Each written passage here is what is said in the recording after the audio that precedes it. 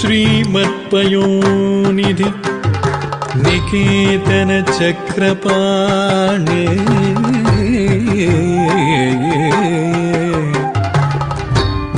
भोगीन्द्र भोगी मणिराजित पुण्यमूर्ते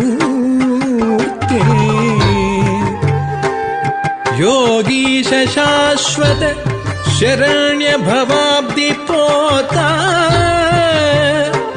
लक्ष्मी नृसिंह मम देहि करावलम्बम्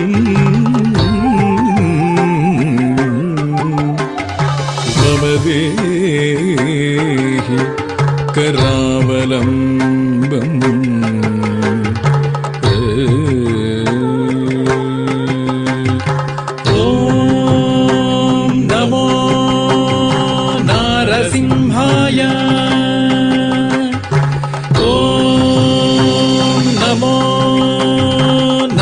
सिंहाय ॐ नमो नारसिंहाय तद्धिमि ततां तां धिमि धिमि धिमि तकिट धिमि तधीं धीं धण्ड धण्ड धण्ड तकिट धिमि ततां तां धिमि धिमि धिमि तकिट धिमि तधीं धीं धण्ड धण्ड धण्ड तकिट तद्धरेद तद्धण्ड तज्जुन्नुत तद्धिमि धण्ड धण्ड जुन्नु धिमि धिमि तकिट धीं धीं ॐ नारसिंहाय उग्रसिंहाय दम्भोलि तीक्ष्णनख दिव्यसिंहाय उग्राय वीराय वज्रदंष्ट्राय ज्वालामालिने ज्वलन्मुखाय ॐ नारसिंहाय उग्रसिंहाय दम्भूलितीक्ष्णनख दिव्यसिंहाय उग्राय वीराय वज्रदंष्ट्राय ज्वालामालिने ज्वलन्मुखाय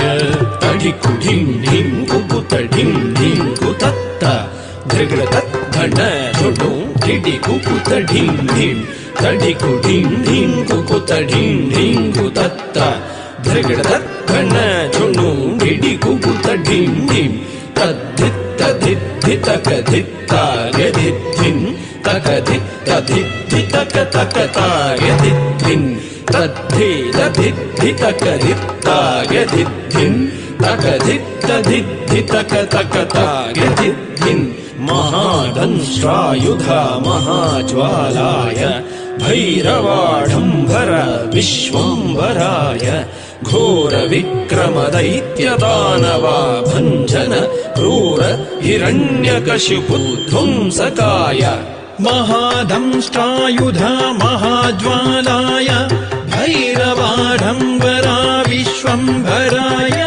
घोर विक्रम दैत्यदानवा भञ्जन क्रूर हिरण्यकशिपुध्वंसकाय आनं तनं दरितनं दरितकिटतुं ओ धिम्मि धिम्मि तकिटतुं तुं धतुं तुं दरितकिट धण्ड तकिट जुन्नु तकिट धिमि तकिट तद्धिङ्गिण्डतुं तद्धिङ्गिण्डतुं तद्धिङ्गिण्डतुं अघोराय विजय नारसिंहाय सच्चिदानन्द योगा नृसिंहाय प्रह्लाद पालक श्रीनारसिंह वेद्याय वेधसे पुरुषोत्तमाय दुर्गडतद्धि दुर्गडतद्धण्ड दुर्गडतज्जुन्नु दुर्गडतद्धिमि तगित धण्ड झुन्नु धिमि तकिट धिं धिं धिं लक्ष्मी नृसिंह भक्त परिपालक शरणागत वत्सल शान्तरूप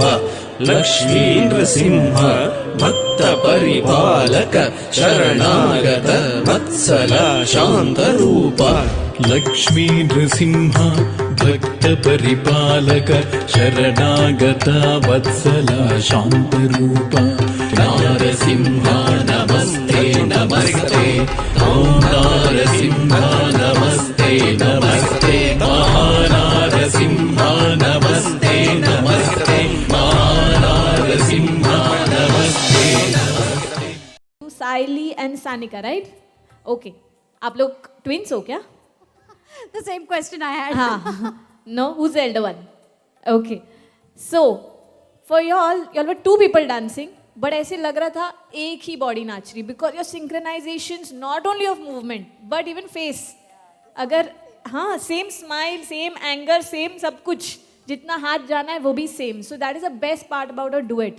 ठीक है, तो I think as synchronization, amazing job, very good. हल्का सा वो एक balance off हुआ, but it's okay, you continued and that is important. But very good on synchronization, very good on the storytelling of Narsimha Avatar. Great job. I loved it. Okay.